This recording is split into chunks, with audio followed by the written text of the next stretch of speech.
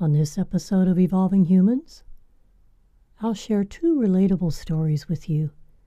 Each is about how the person interacted with their intuition, a journey we can all relate to. Why am I sharing these stories with you today? Because they're two examples of the kind of stories I'd like to share more of here on Evolving Humans. This podcast is not just about me, it's about us. Our shared journey of personal growth and spiritual evolution. Welcome to Evolving Humans, the podcast for awakening souls. I'm your host, Julia Marie. Settle in and get ready for another spirited conversation.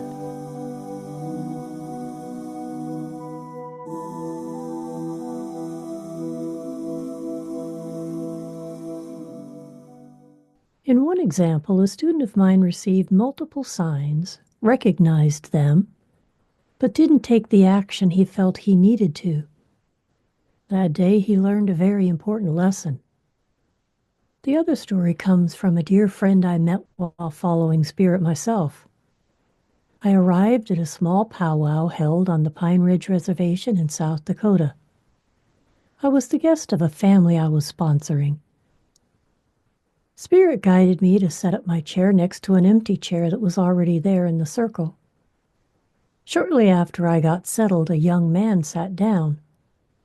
As we talked, two strangers connected because we were both actively following our spiritual guidance. He's still a friend decades after that meeting, and he's taught me so much about listening to the stillness within. We're collectively transforming the way we interact with each other and with the universe, great mystery, source, God, whatever label you're most comfortable with that describes the ineffable presence that permeates everything and is the essence of our very being. I would like to share your story in order to inspire others to push their limits and begin to live differently. Instead of living based on external input, we start to live from the inside out. Humanity is evolving, and this way of living life is an essential step in our development from Homo sapiens to what I like to call Homo galacticus, or Humanity 2.0. Yes, we get upgrades too. If you get the nudge, please follow that signal from your soul and send your story to me. Your experience is not just valuable, it's integral to the collective and to the Evolving Humans community. We can all learn from each other more quickly than we can learn on our own. Please notice how the two stories presented here are simple, everyday situations we all navigate. However, notice the difference intuition plays in each instance. That's the real point I want to make with this series. Enjoy this episode. This first story is from a former student of mine, a young man who owned his own business. One time he experienced a few days' worth of repeatedly noticing a recurrence of various combinations of the numbers 1 and 4. According to my favorite numbers website, Angel Numbers by Joanne Sacred Scribes, I'll put the link in the show notes below, the combination of 1s and 4s is a sign his angels were working to help him. 1s and 4s together send the message that he needed to remain aware of his thoughts or intentions in the moment. Put another way, the message from his higher wisdom was, pay attention. Now, here's Craig's story. Everywhere I looked, I saw the numbers 1 and 4 in various combinations, and it was happening so often I knew it was more than just a coincidence. When I started to think about what they could be trying to tell me, what the message might be, the only thing that came to me was a car accident I might get into, or a fall off a roof at work. Now, the last one was very likely as I own a roofing company, and I'm up on roofs a lot. A couple of days after I had the insight that the numbers were about a wreck or falling off of a roof, I had a couple of close calls with other vehicles on the road. The relief that washed over me was palpable, knowing that I had paid enough attention to the numbers to gain insight and avert the potential negative experience. I began to relax, thinking it was behind me, but the numbers kept showing up. I had a customer for whom we'd done a complete roof a couple of months earlier, but we still needed to install their skylight. Until this part of the job was completed, we would not receive payment for the work on the roof. We tried numerous times to complete the skylight installation job, but it would rain every time we tried to schedule it. This happened on at least 8 different occasions. It happened enough that I wondered if Spirit was trying to tell me something. I was still getting those numbers too. On the day we had scheduled to install the skylight, I noticed combinations of 1s and 4s on the digital clock. Some rain showers were also forecast to move in the afternoon, adding a sense of urgency about getting this job done earlier rather than later. I also felt a strong sense that something was trying to prevent me from getting up on the roof that day. The employee who was supposed to work with me on the installation was 45 minutes late. When I got to the location of the skylight installation, I realized I had forgotten a critical component for the installation itself, so I had to leave the site to get the flashings. Usually, any of these things would have been enough of a sign for me to reschedule the work, but 6 weeks had already passed since we tried to get the skylight in. Despite additional intuitive hits I received that almost caused me to reschedule the job, my rational mind kept telling me to just get it done. So we went ahead with the installation. We seemed to be getting lucky dodging some nearby showers, and we moved right along. It looked like we would finish up and be able to get off the roof with the job completed despite all these challenges. Just then, it started to sprinkle, but when it started to rain, we were so close to being finished that I did not want to stop. We were working on a steep roof, and the pad I was sitting on started to slip because of the moisture collecting on the roof. Before I could catch myself, I slid about 10 feet down the roof, and then 10 feet from the guttering at the roof's edge, straight down onto the concrete below. My mind was really clear as I fell. I was bracing for impact. When I hit the ground, the pain was really intense. I thought I'd likely broken my foot or my arm or something. As I lay there on the ground, the rain started pouring down, and I knew I was in shock. I was in severe pain, but was pretty sure after a mental assessment of the damage that I hadn't broken anything, and somehow I'd kept from hitting my head on the concrete. My wrist hurt really badly, and so did my elbow. I finally gathered the strength to make it to the truck. I was rocking back and forth and trying to do anything to take away the pain. Just when I started to feel a little bit better, I had a thought pop into my head. Look at the clock. When I looked over at the clock in the dashboard of the truck, it read 10:44. The 4s again. My employee cleaned up the job site and put the ladder in the truck. It took him a while, and as I waited, I was thinking about the 1s and 4s and how I had pushed through a number of obstacles and used my logical mind instead of paying attention to the signs I'd been given.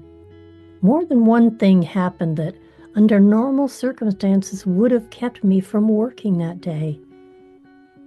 Right about the time I realized all of this, I heard a message in my mind again. Now look at the clock. So I did. It was 11:44. The 1s and the 4s were together this time. I knew it was another sign. I had repeatedly been given signs through these numbers, But I kept pushing them away. I kept making decisions according to my rational mind instead of following the messages from Spirit and the intuitive hits I'd been getting. I powered past them and paid a heavy price for doing that. Since that event, I've followed what I get now and rarely even catch myself doubting what comes to me anymore. I still use discernment, of course, and I pay attention to how I feel about it and what my other senses are telling me, but generally, I follow what I'm getting, because I don't know if I would be so lucky the next time.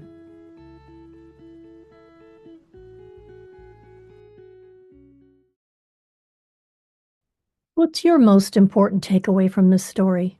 Take a few moments to write it down. It may come in handy another day. The second story comes from a Lakota friend of mine who lives his life listening for guidance and following that guidance to the best of his understanding.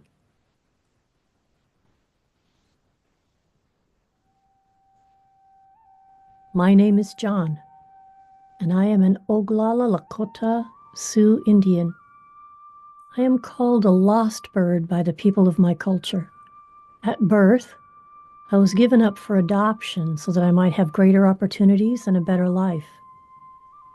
I was adopted by kind and loving parents of European descent who knew very little about American Indian culture, faith, or traditions. When I was very young, my mom often sang a song to me at bedtime. "Oh, the moon shines tonight on Pretty Red Wing," a song from my Native American roots. Though I was physically separated from my people, my mother's attempt to integrate a cultural connection into my childhood was a beautiful and heartwarming gesture I will never forget and will always cherish. Eventually, this lost bird found its way back to the tribe and was warmly welcomed by them. The embrace of my elders and the acceptance of my people filled me with the sense of belonging that I had longed for. Many years later, I was at a crossroads in my life. After 20 years of building a successful career in nonprofit fundraising and management, I decided to change direction and work more closely with families in Indian country. I had recently completed my master's degree in counseling and was working as a clinical caseworker for the Denver Indian Family Resource Center. I was on my way to serving as a therapist in the Denver American Indian community. 8 months into my new career at DIFRC, it became clear that after a failed 2-year-long search for an executive director, the organization needed leadership. Eventually, in late July, the board asked me if I would be interested in the position.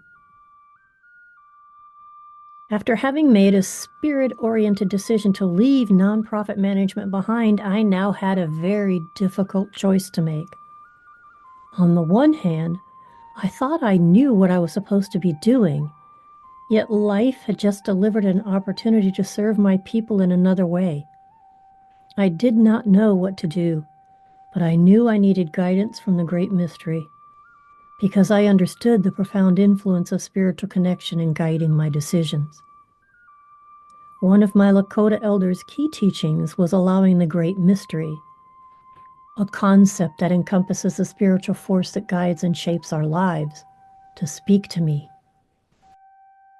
This meant paying attention to all forms of possible communication, such as totem animals showing up in my life, or situations and signs that would guide my way forward.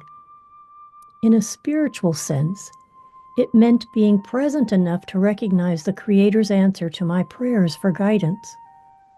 The board made the request of me on a Friday, and the next day, I committed myself to lying on the couch in silent contemplation. While searching my soul for an answer about the direction I was supposed to take, I heard the faint sounds of an ice cream cart approaching. As the ice cream man got closer, I realized I recognized the tune the cart was playing. It was the song my mother sang to me at bedtime Oh, the moon shines tonight on a pretty red wing.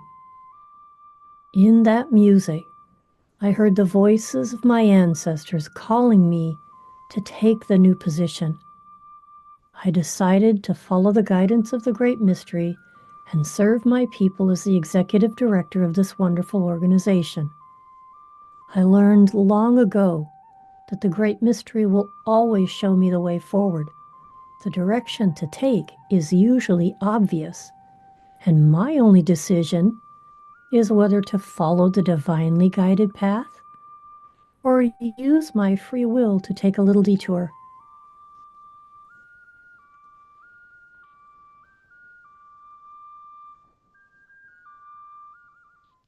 This story has a couple of really good takeaways in it. What's your favorite takeaway from this second story? Take a moment maybe to write it down. Now you've heard two examples of the kinds of stories I want to share here on Evolving Humans. Please contribute your experience with the universe by leaving me a message. You can do that by clicking on the link at the top of the show notes. I can't wait to hear your story. Well, that's our time for today. If you found value in this episode, please share it with two other people so that together we can bring more light to this world. Evolving Humans is now on YouTube, so head on over to our YouTube channel at Evolving Humans with Julia Marie and check out all the non-podcast related content there. Like, subscribe, and hit that notification bell so you don't miss any new content being posted there. And now, here's a quote for you to ponder as you go about your day. Intuition is a spiritual faculty that does not explain, but simply points the way. Francis Scoville Shin.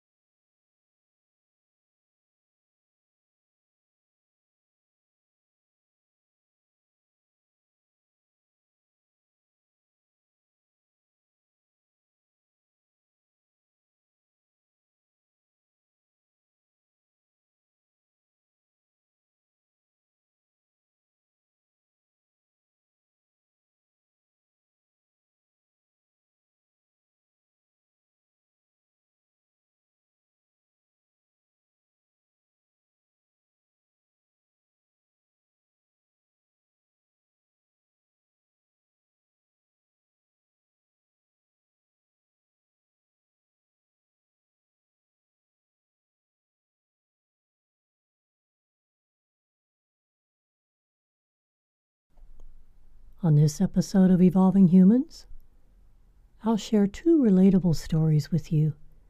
Each is about how the person interacted with their intuition, a journey we can all relate to.